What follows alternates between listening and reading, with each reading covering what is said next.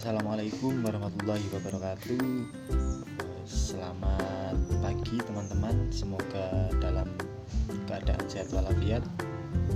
Semoga diberi kekuatan untuk menjalankan kehidupan sehari-hari. Jadi di sini kelompok kami terdiri dari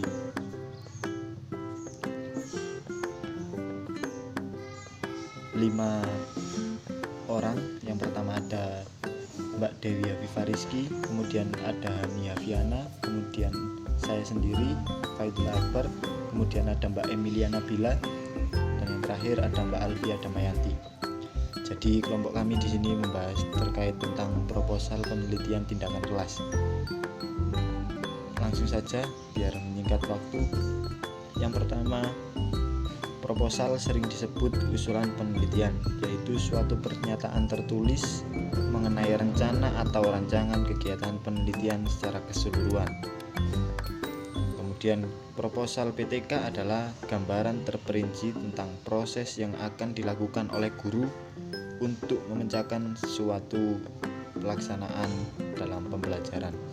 Jadi proposal PTK ini adalah suatu gambaran yang dimana nantinya di situ guru bagaimana cara guru untuk menyelesaikan suatu pembelajaran di kelas. Kemudian penyusunan proposal PTK merupakan langkah awal yang harus dilakukan peneliti sebelum melakukan kegiatan PTK. Kemudian ada fungsi proposal PTK. Jadi di sini fungsi proposal PTK yaitu untuk membantu memberi arahan pada peneliti agar mampu menghindari kesalahan yang mungkin terjadi selama proses penelitian berlangsung. Jadi fungsi untuk proposal PTK ini guna membantu peneliti untuk menghindari kesalahan yang terjadi selama proses penelitian berlangsung. Kemudian yang terakhir yakni proposal penelitian tindakan kelas harus disusun dengan sistematis dan logis sehingga dapat dijadikan pedoman yang mudah diikuti, seperti itu. Selanjutnya yaitu sistematika proposal penelitian tindakan kelas.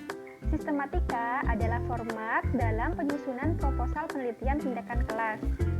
Dalam dunia pendidikan, proposal adalah suatu dokumen yang berisi tentang rencana kegiatan pendidikan yang dirancang oleh para pengusulnya. Dalam hal ini yaitu guru.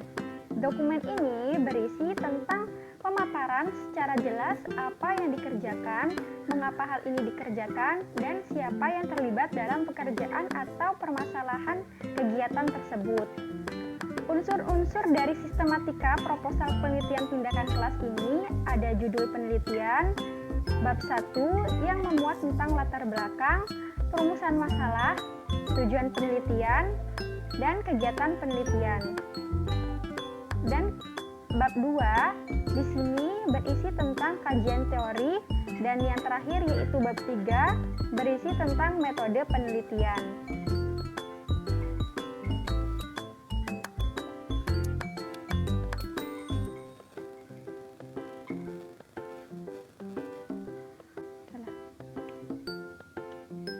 Yang pertama yaitu judul penelitian. Judul penelitian dinyatakan secara singkat dan spesifik, tetapi cukup jelas menggambarkan masalah yang akan diteliti, tindakan untuk mengatasi masalah, serta nilai manfaatnya. Jadi, judul di sini itu dinyatakan secara jelas seperti apa rancangan kegiatan dari penelitian tersebut. Kemudian formulasi judul dibuat agar menampilkan wujud penelitian tindakan kelas bukan sebagai penelitian pada umumnya. Jadi, proposal penelitian tindakan kelas di sini itu berbeda dengan proposal dari penelitian-penelitian yang lain. Nah, umumnya di bawah judul utama itu dituliskan subjudul. Subjudul ditulis memberikan keterangan lebih rinci tentang subjek, tempat, dan waktu penelitian. Yang akan kita buat dalam proposal penelitian tindakan kelas ini yaitu implementasi strategi pembelajaran inquiry pada mata pelajaran IPA untuk meningkatkan pemahaman konsep tentang bunyi. Nah, Ini akan disampaikan kepada pemateri selanjutnya mengenai bab 1. Terima kasih. Selanjutnya di sini saya akan menjelaskan bagian bab 1 dalam proposal penelitian tindakan kelas. Pada bagian bab 1 ini ada latar belakang masalah, perumusan masalah, tujuan penelitian, dan manfaat penelitian. Pada bagian latar belakang masalah, ada hal-hal yang perlu diperhatikan sebelum kita menulis di bagian ini. Yang pertama yaitu masalah yang diteliti adalah masalah pembelajaran yang terjadi di sekolah. Yang kedua yaitu masalah yang diteliti adalah masalah penting untuk dipecahkan. Yang ketiga, identifikasi masalah yang telah kita jabarkan sebelumnya, lalu kita jelaskan akar penyebab dari permasalahan yang telah kita uraikan atau jabarkan di atas. Selanjutnya adalah perumusan masalah. Jadi hal yang perlu diperhatikan di sini adalah perumusan masalah dan pemecahan masalahnya. Ada perumusan masalahnya, contohnya misalnya perumusan masalahnya berbunyi bagaimana implementasi strategi pembelajaran inquiry pada pembelajaran IPA untuk meningkatkan pemahaman konsep tentang bunyi. Lalu di dalam perumusan masalah ini kita jelaskan juga pemecahan masalahnya, yaitu yang bagian poin 2, apakah dengan pembelajaran strategi inquiry siswa lebih bersemangat mengikuti pelajaran IPA. Jadi pemecahan masalah ini berfungsi untuk atau sebagai alternatif tindakan yang akan dilakukan untuk memecahkan masalah. Lalu di bagian tujuan penelitian kita jabarkan sesuai dengan apa yang telah kita jabarkan sebelumnya pada bagian perumusan masalah. Lalu pada manfaat penelitian itu kita jelaskan apa manfaat penelitian bagi siswa, bagi guru, dan bagi sekolah. Selanjutnya yaitu kajian teori. Pada bagian ini diuraikan landasan konseptual dalam arti teoritik yang digunakan peneliti dalam menentukan alternatif pemecahan masalah. Jadi kajian teori merupakan sesuatu yang dijadikan landasan untuk melakukan penelitian sesuai masalah yang ingin dipecahkan.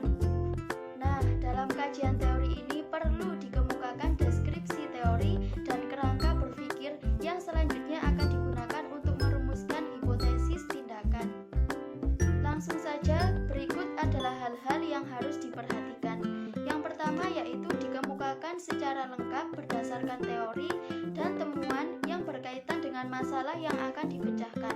Sebagai contoh misalkan penelitian tindakan kelas tentang penerapan pembelajaran kontekstual, itu sebagai tindakannya. Nah itu jadi diuraikan bagaimana sih pembelajaran kontekstual itu, apa sih yang dimaksud dengan pembelajaran kontekstual itu, siapa saja tokoh-tokoh di belakangnya, bagaimana sejarahnya, apa yang spesifik dari teori tersebut, dan lain-lain. Kemudian juga temuan-temuan dari pelaku penelitian tindakan kelas lain maupun pengalaman penelitian tindakan kelas itu sendiri. Poin selanjutnya yaitu bagaimana langkah-langkah tindakan yang dilakukan dalam penerapan teori tersebut. Jadi berdasarkan teori-teori yang telah dideskripsikan itu, selanjutnya disusun penjelasan sementara terhadap gejala-gejala yang menjadi objek permasalahan yang selanjutnya dirumuskan ke dalam bentuk paradigma penelitian atau yang disebut kerangka berpikir. Nah, kerangka berpikir ini adalah alur berpikir yang disusun secara singkat untuk menjelaskan bagaimana sebuah penelitian tindakan kelas itu dilakukan. Kemudian apa saja yang ada dalam kerangka berpikir? Oke, yang pertama yaitu merumuskan secara singkat kondisi saat ini atau sebelum penelitian dilaksanakan. Contohnya ya, seperti ini. Pembelajaran IPA saat ini dilakukan dengan menggunakan metode ceramah dan tanya jawab saja. Hal tersebut ternyata membuat siswa itu mengalami kesulitan memahami materi. Setelah mengetahui kondisi awal, selanjutnya atau yang kedua yaitu merumuskan tindakan yang akan dilakukan. Misalnya, mengubah metode pembelajaran IPA tadi dengan metode kontekstual. Nah, setelah itu merumuskan hasil akhir yang diharapkan. Jadi seperti ini. Setelah dilakukan metode kontekstual, diharapkan kualitas pembelajaran IPA meningkat. Nah, setelah peneliti mengemukakan landasan teori dan kerangka berpikir secara tepat, kemudian ditariklah atau merumuskan hipotesis tindakan. Jadi hipotesis tindakan ini mencerminkan dugaan sementara atau prediksi perubahan yang akan terjadi pada penelitian setelah diberi tindakan. Contohnya nyambung dari contoh tadi ya. Jadi gini, melalui metode kontekstual yang dilakukan dapat meningkatkan hasil belajar IPA. Seperti itu. Yang terakhir, kita akan membahas tentang metode penelitian. Pada bagian ini terdapat 5 sistematika. Yang pertama, setting penelitian. Yang kedua, prosedur penelitian. Yang ketiga, teknik pengumpulan data. Yang keempat, indikator kinerja. Dan yang terakhir, jadwal kegiatan selama kita melakukan penelitian. Yang pertama, setting penelitian. Pada bagian ini terdapat 3 komponen. Yang pertama, tempat penelitian. Tempat penelitian ini menyebutkan di mana kita melaksanakan penelitian tersebut. Contohnya, penelitian ini dilaksanakan di SDN Jenggolo 1, Desa Jenggolo, Kecamatan Kepanjen, Kabupaten Malang. Yang kedua, waktu penelitian. Waktu penelitian ini menyebutkan di kapan kita melaksanakan penelitian tersebut. Contohnya, penelitian ini dilaksanakan pada bulan Maret 2021. Dan yang terakhir, subjek penelitian. Subjek penelitian ini menyebutkan siapa yang akan kita teliti. Contohnya, subjek penelitian ini adalah siswa kelas 5 yang berjumlah 20 siswa. Yang kedua, prosedur penelitian. Penelitian ini dilaksanakan dengan 2 siklus. Setiap siklus terdapat 2 pertemuan dengan 4 fase. Tahap dari siklus yang kedua mengikuti tahap dari siklus yang pertama. Nah, siklus yang kedua ini diharapkan mampu memperbaiki siklus yang pertama. Seperti ini tahapannya. Prosedur penelitian ini memiliki 4 fase. Yang pertama, fase rencana tindakan atau planning. Pada fase ini, kita melakukan prasurvei, di antaranya prasurvei kondisi kelas, kondisi siswa, prasarana-prasarana, dan lingkungan sekolah. Selain itu, kita juga merumuskan tujuan dari dilaksanakannya penelitian ini dan membuat RPP, menyusun instrumen, dan membuat lembar observasi. Fase yang kedua yaitu fase pelaksanaan tindakan atau action dan observasi atau pengamatan. Pada tahap ini, guru melakukan pembelajaran dengan melakukan pendekatan yang akan kita teliti. Setelah melaksanakan tindakan, peneliti melakukan pengamatan sebagai upaya untuk mengamati hasil dari tindakan tersebut. Nah, cara peneliti melakukan pengamatan tersebut dengan menggunakan lembar observasi yang telah disiapkan sebelumnya. Fase yang ketiga yaitu refleksi. Nah, di fase ini peneliti melakukan monitoring. Monitoring ini tadi yaitu kegiatan mengevaluasi perkembangan yang telah terjadi setelah adanya tindakan itu tadi.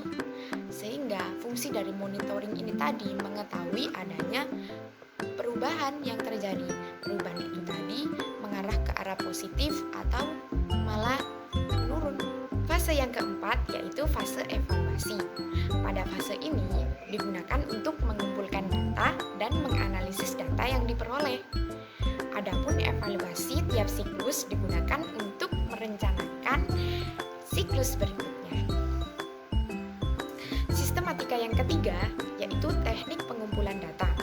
Instrumen yang digunakan untuk mengumpulkan data pada penelitian ini dapat berupa LKS atau lembar kerja siswa, lembar observasi, lembar respon siswa, dan foto dokumentasi. Atau bisa yang lainnya juga, seperti catatan lapangan, pedoman wawancara, dan masih banyak lagi. Fase yang keempat yaitu indikator kinerja. Pada bagian ini merupakan tolak ukur keberhasilan dari fase tindakan yang telah dilakukan. Indikator keberhasilan ini adalah indikator keberhasilan proses dan indikator keberhasilan produk. Indikator keberhasilan proses dilihat dari proses selama pembelajaran berlangsung, sedangkan indikator keberhasilan produk dilihat dari hasil dari yaitu semakin menjadi lebih baik atau menurun atau tidak berkembang.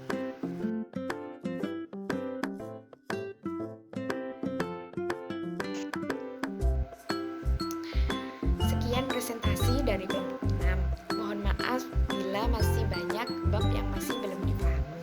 Semoga ilmu kita dapat bermanfaat. Wassalamualaikum warahmatullahi wabarakatuh.